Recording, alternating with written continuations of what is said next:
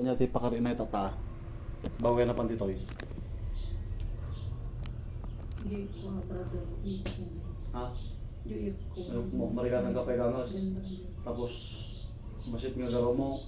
Kunting lakad lang, hinihingal na. Madaling mapagod. Okay.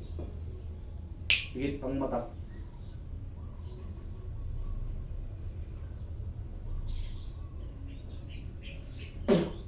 Andra siya. Hinga ng malalim, 3 beses. Tumukom mo siya. Sige, inhale, exhale. Sige, inhale, exhale. Nagan mo. Pangalan? Hare Krishna. Okay. Sige, inhale, exhale.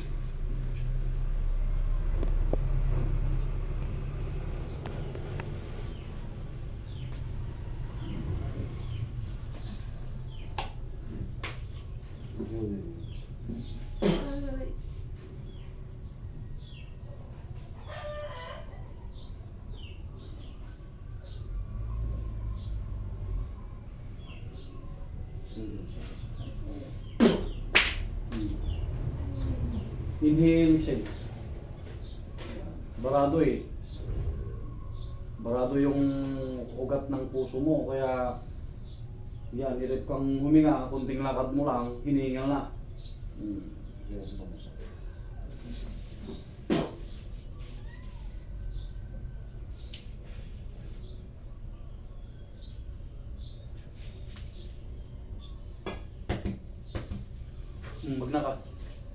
Maglakad hanggang dun sa mangga, tapos balik ka dito para makita ko kung nakaginawa ka at hinihingal pa o hindi na. Yun po yung pasyente, hirap po siyang pag lumakad na hinihingal na, wala namang sakit siya gawa ng tao.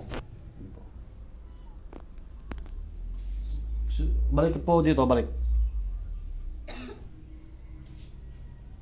Try. Try ka.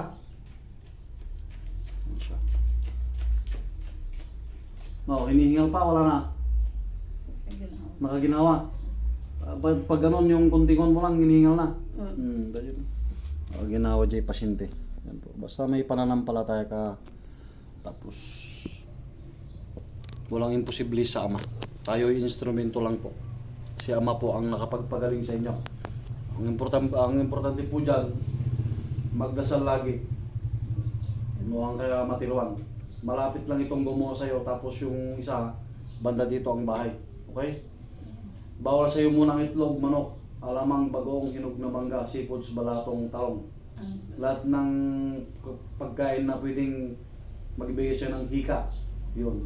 Bawal ha? Okay. God bless po. Yan po, nakalis na po ang ating pasyente. Yan po. Sa lahat po na magpapagamot po dito, tawag ko lang po kayo sa aking numero para malaman niyo po ang aking address. Tapos, dito po wala pong donation lang po dito. Donasyon lang po. Depende yun kung anong sakit ng isang tao. Kung malala, may ritual po tayong gagawin dyan. Yun po. Brother to po ng Pangasinan. God bless.